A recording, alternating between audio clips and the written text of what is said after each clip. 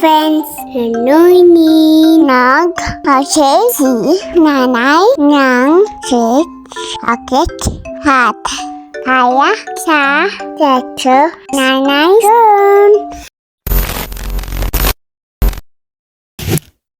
2 weeks ago, nung nag-start akong mag-crochet ulit, dahil halos nga ay 2 months din ako nagpahinga. Nakaramdam kasi ako ng discouragement nung nawala ulit yung another kong page na Kishi Care and Yarn. Doon ko nga kasi na-post at na-save lahat ng mga pictures and videos nung nagsisimula pa lang ako sa pagko-crochet. Dahil sa sobrang panghihinayang, hinayaan ko na lang nakatenga yung aking mga yarns. Pero bigla ko nga naalala na kapag hindi ko na ginamit itong skills and resources na binigay sa akin ng Panginoon, baka nga tuluyan na itong mawala sa akin. Kaya natutunan kong i-let go na lang yung mga nawala sa akin at magsimula ulit. At para nga sa pagsisimula muli, naisipan kong gumawa ng mga headdresses ng mga cartoon characters. Bonnet stitch nga yung naisip kong unang gawin. Akala ko nga kakasya kay Via pero sad to say, hindi nga ito kumasya sa kanya kaya kailangan ko itong ulitin. Kaso nung uulitin ko na nga siya, bigla namang nagkasakit si Via na kailangan namin bumalik ng 2 beses sa hospital.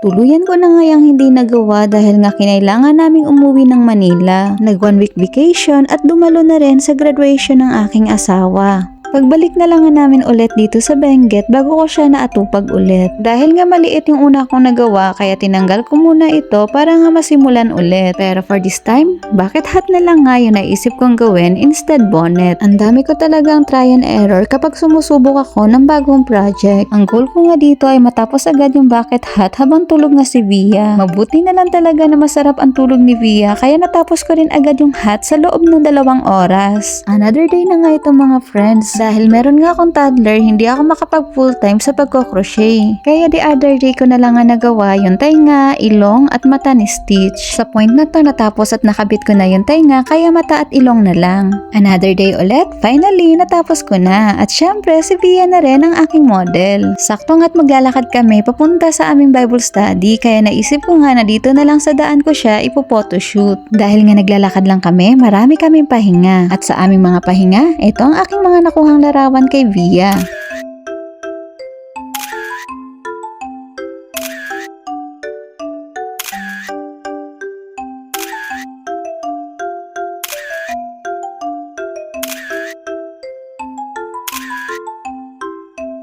Sa lahat ng ito, sa Diyos ang pinakamataas na papuri at pasasalamat. Thank you for watching!